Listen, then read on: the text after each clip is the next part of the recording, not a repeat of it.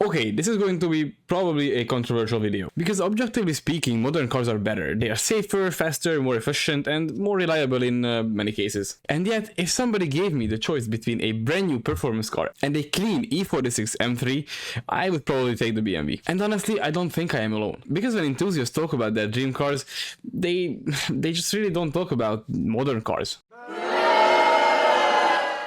They talk about E46s, the E39s, 996, Murciélagos, Gallardos, F430 Ferraris, or then the Supras and Skylines. This was an era when car manufacturers weren't just building transportation, they were building fun cars with personalities. So that is exactly why today I want to talk about why older cars feel so much better, and why, despite all the advances in technology, so many enthusiasts still prefer them. So let's get into it. One of the biggest reasons old cars are better is something that doesn't show up on spec sheets. It's personality, and honestly I think that's something the automotive industry has been slowly losing. Back in the 90s and early 2000s, every manufacturer felt completely different. Not just different in appearances, different in philosophy also. BMW wasn't trying to be Mercedes, Mercedes wasn't trying to be Audi, and Audi wasn't trying to be Porsche. Everybody had their own identity. If you got into an E46, you immediately knew what BMW cared about. The steering, balance, driving experience. The entire car felt like it had been designed by people who spent weekends driving on mountain roads. Then you got into a Mercedes, a completely different experience. Mercedes didn't care about apexes, it cared about making you feel important, making you feel like you're on top of the food chain. The doors closed like bank vaults, the seats felt like expensive furniture, and the suspension could probably drive over a small village without spilling your coffee. Then Audi came along and said, "That's nice, but have you considered driving through a snowstorm at around 200 kilometers an hour?" And suddenly, you had Quattro. So every brand had personality. Today, sometimes it feels like that every manufacturer hired the same design team. Every SUV has fake vents and fake exhaust tips. Every dashboard has a giant tablet glued to it, and every commercial talks about connectivity. And nobody talks about how the car feels, because feeling don't show up on marketing presentations. Horsepower does, screen size does, and touchscreen climate controls apparently do, even though literally nobody asks for them. And that's the weird thing.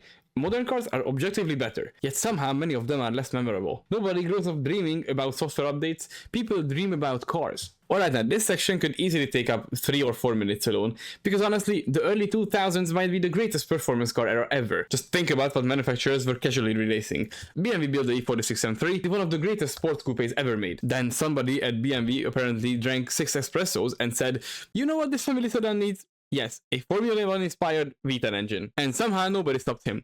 So this is how the E60 M5 happened. A 5-liter V10 with 500 horsepower in a 4-door family sedan.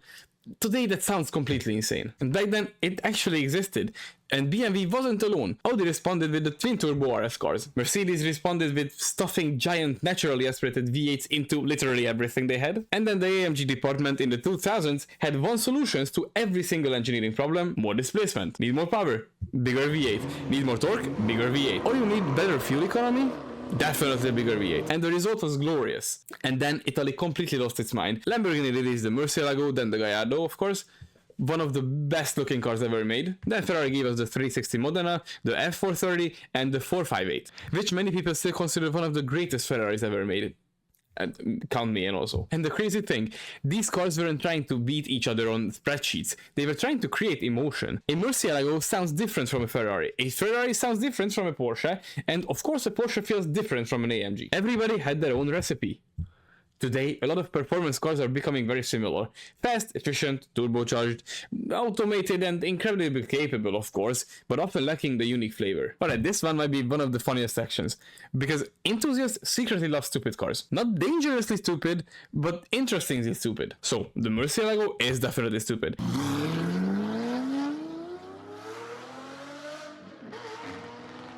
The V10 M5 is also very stupid.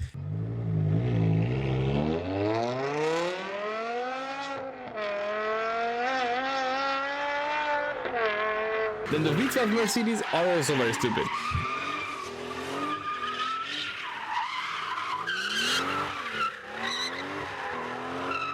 And there is the Dodge Viper, is extremely stupid, and that is also a bit dangerous too, but we love them.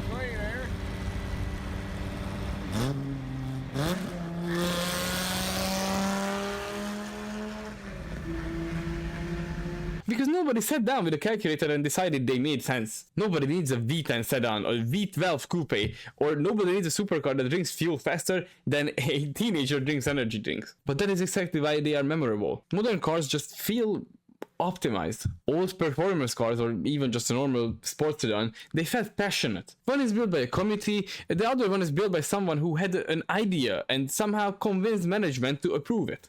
Alright, so let me show you what happened back then, because people often forget how strong every country was. Just think about Germany. It was peak era. Italy, also peak era. Japan, still peak era. And America, they were bringing back the old muscle cars. So I would say peak era. You could literally make a dream garage from every country. Just think about what we have in Germany. Just to say a few, the E46 M3, the E63 M6, the RS6, and the CLK 63 AMG. So with these basically came the M3 GTR that everyone loves, that unique sound, that unique look, and you also had the CLK 63 DTM one. These were very cool cars.